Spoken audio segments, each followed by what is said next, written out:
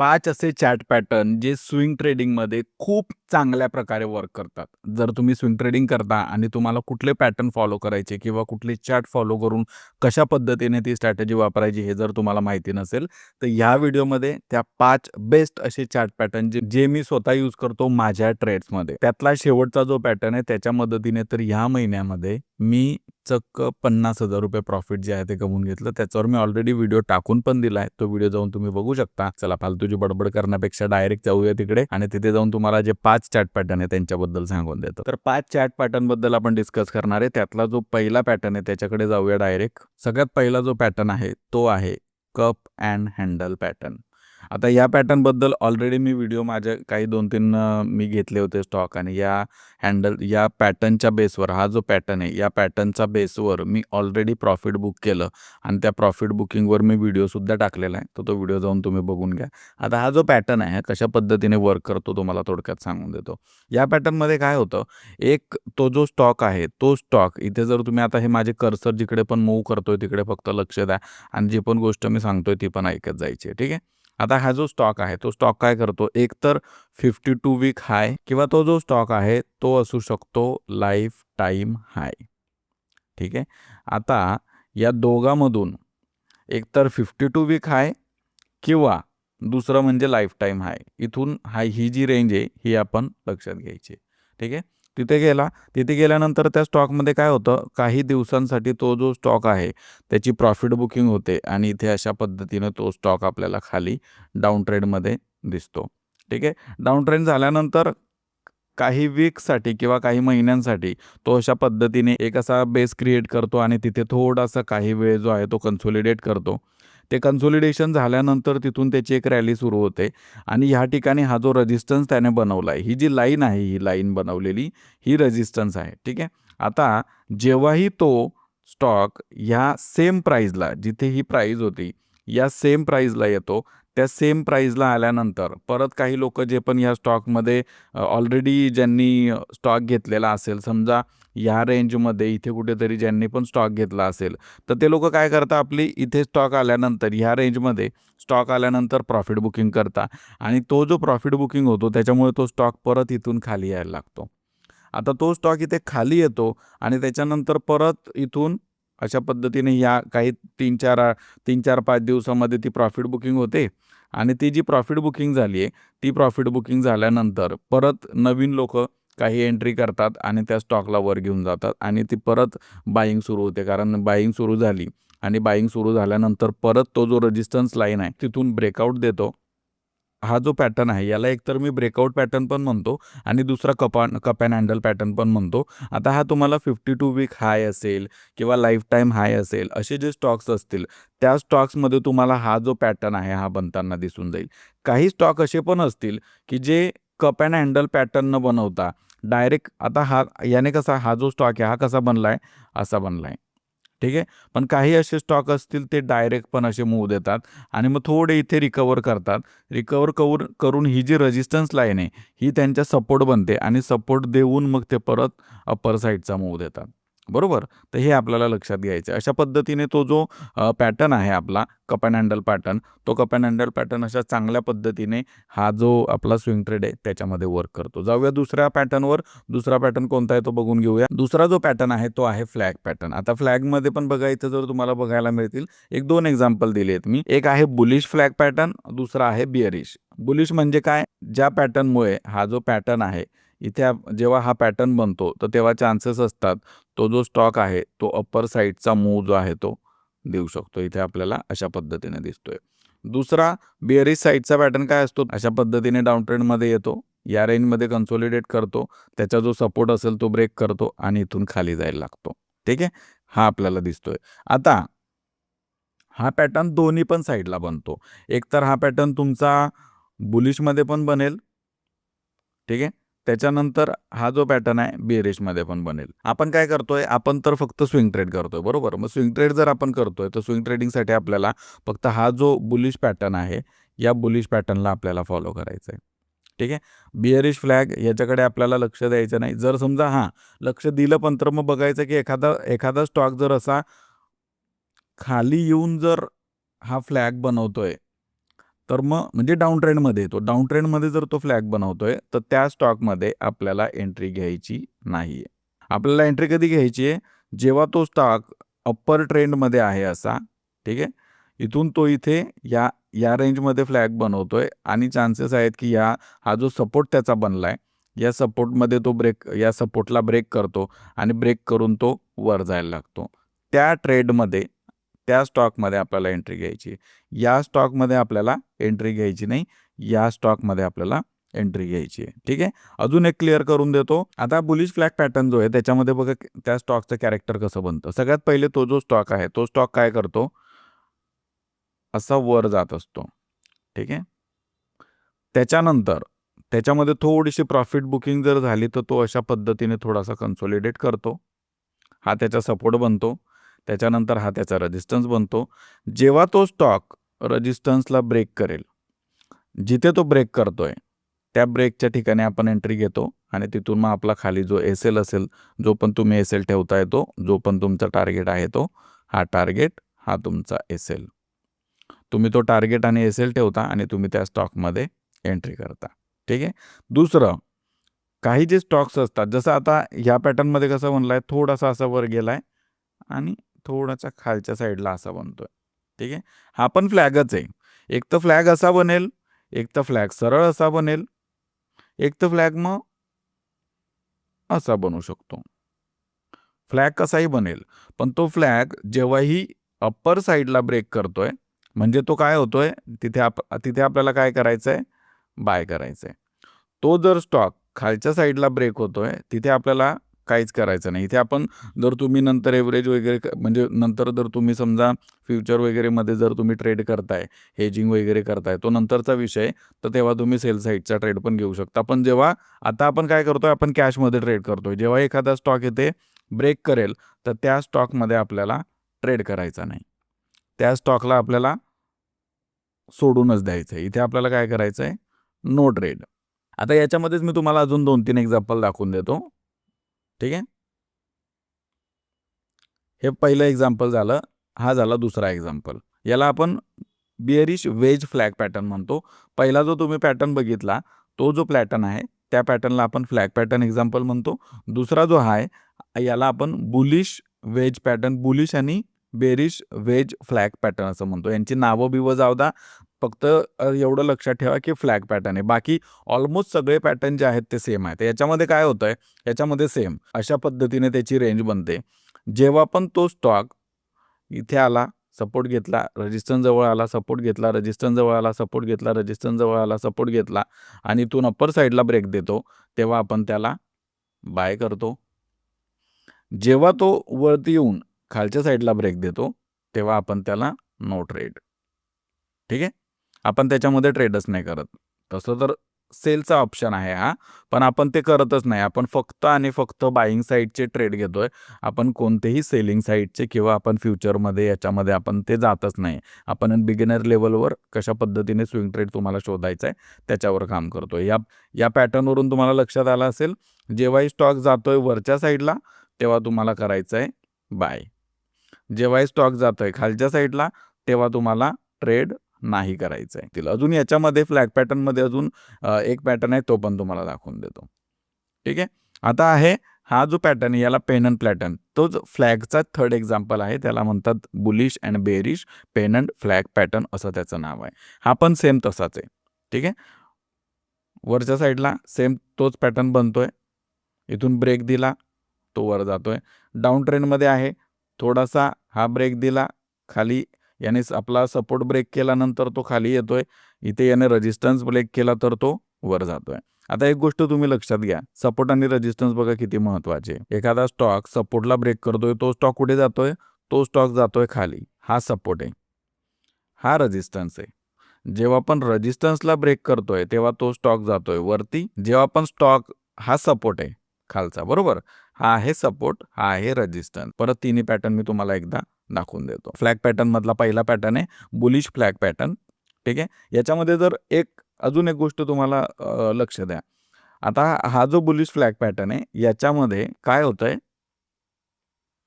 हा जो गॅप आहे, हा गॅप थोडासा जास्त आहे. ठीक आहे.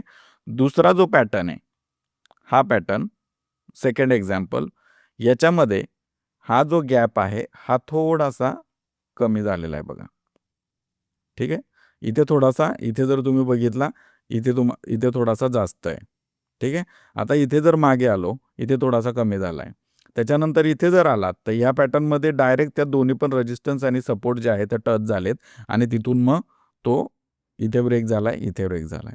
आता याने लक्ष जास्त खूप कन्फ्युजिंग करू नका. आपल्याला हे जेवढं इझी ठेवता येईल तेवढं आपण इझी ठेवायचा प्रयत्न करतोय. आपण जास्त कसं, हे टेक्निकल भाषा ज्या आहेत ना, या टेक्निकल भाषा जास्त कन्फ्युजिंग करतात. हे शिकण्यापेक्षा तर त्या टेक्निकल भाषा इतक्या डोक्यात घुसतात की कळणार पण नाही. ते नावच लक्षात, मी म्हणून काय माझ्यासाठी सिंपल हे फ्लॅग फक्त लक्षात ठेवून घेतो की हे फ्लॅग पॅटर्न आहे.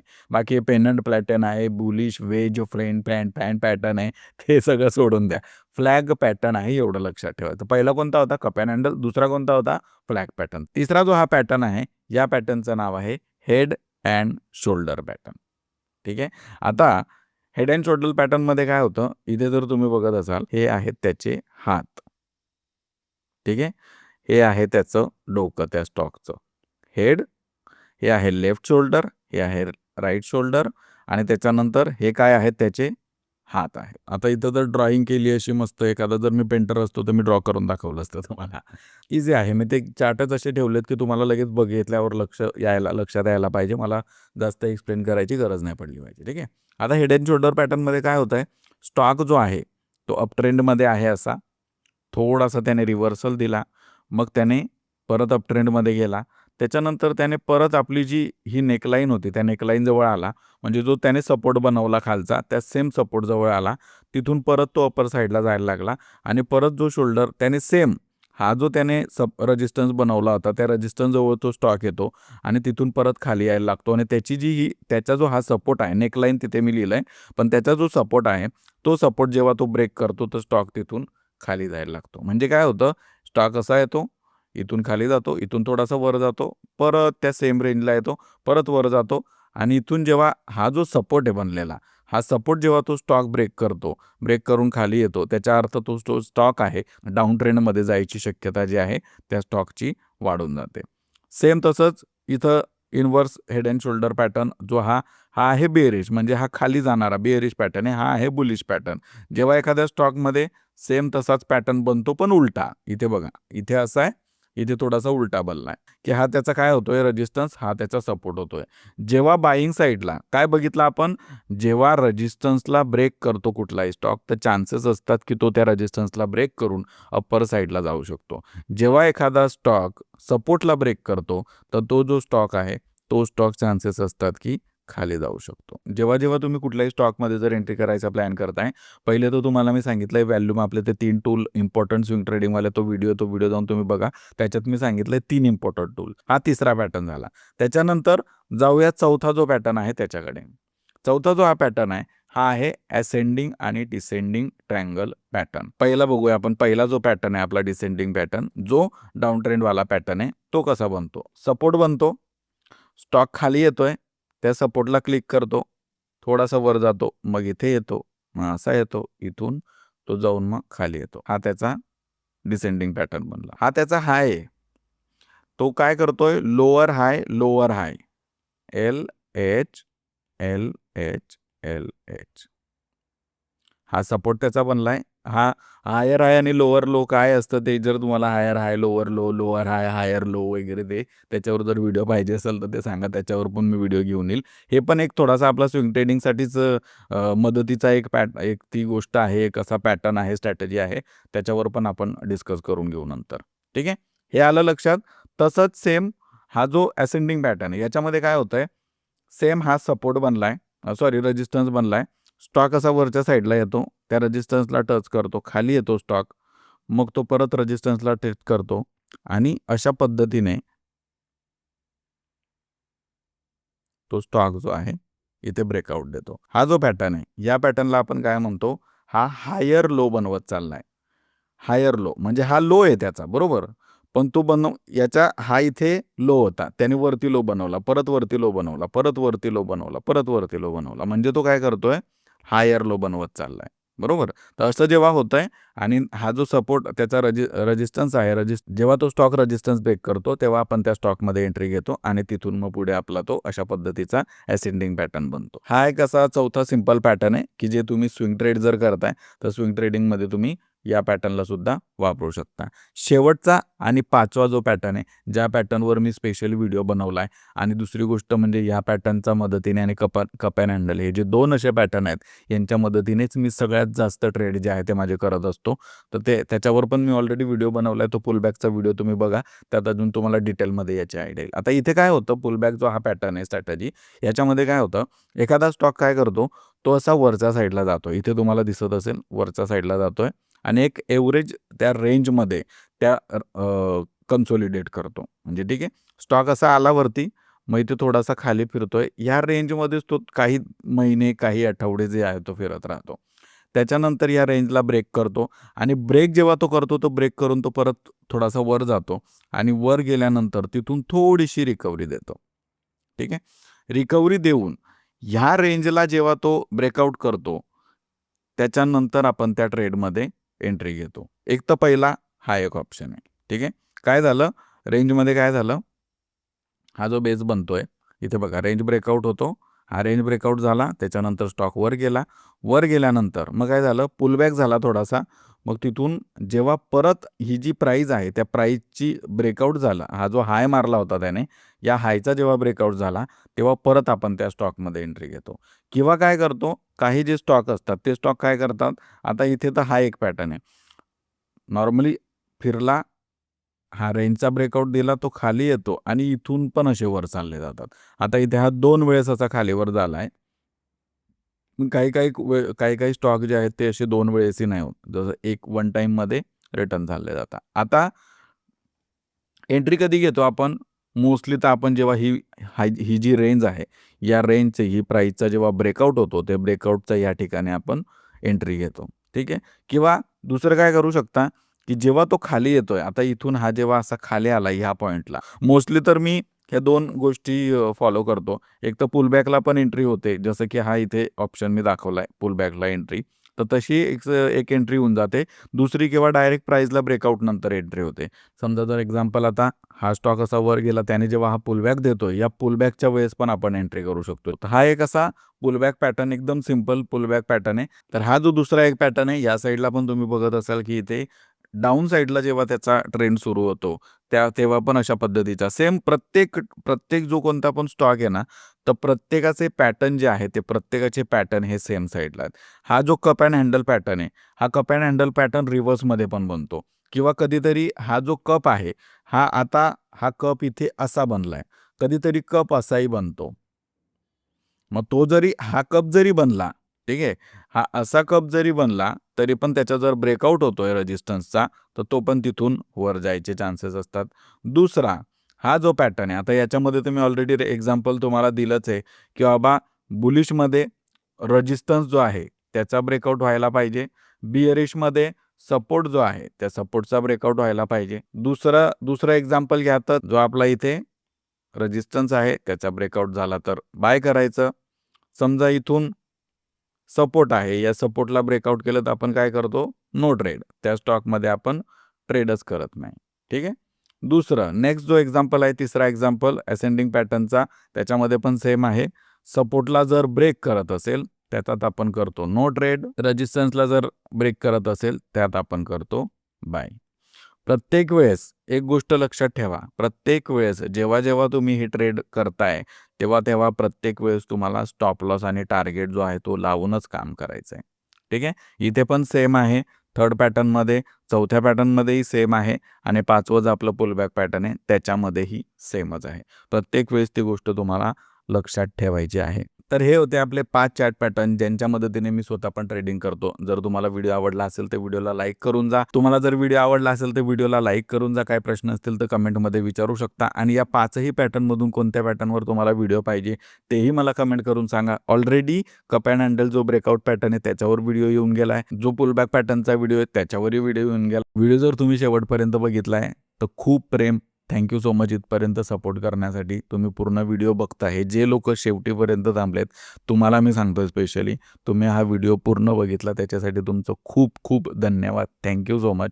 आणि मला तुम्ही जर इथपर्यंत थांबलाय त्याच्यावरून मला कळतंय, की जे पण गोष्ट मी शिकवतोय किंवा सांगतोय, ती तुम्हाला चांगल्या प्रकारे कळते आणि तुम्हाला ते आवडते. जर तुम्ही शेवटपर्यंत हा व्हिडिओ बघताय, तुम्ही कमेंट करून फक्त एक गोष्ट सांगा, की "हो, मी शेवटपर्यंत होतो." म्हणजे मला कळेल, की किती लोकं असे आहेत, की जे शेवटपर्यंत व्हिडिओ बघता. Thank you so much. भेटूया पुढच्या व्हिडिओमध्ये. पुलबॅकवाला व्हिडिओ बघायचा असेल, तर इथे क्लिक करा आणि जर तुम्हाला आपला ब्रेकआउटवाला व्हिडिओ बघायचा असेल, तर इथे क्लिक करा. दोन्ही व्हिडिओ आहेत. दोघांमधून तुम्हाला व्हिडिओ जो बघायचा, तो व्हिडिओ तुम्ही बघू शकता.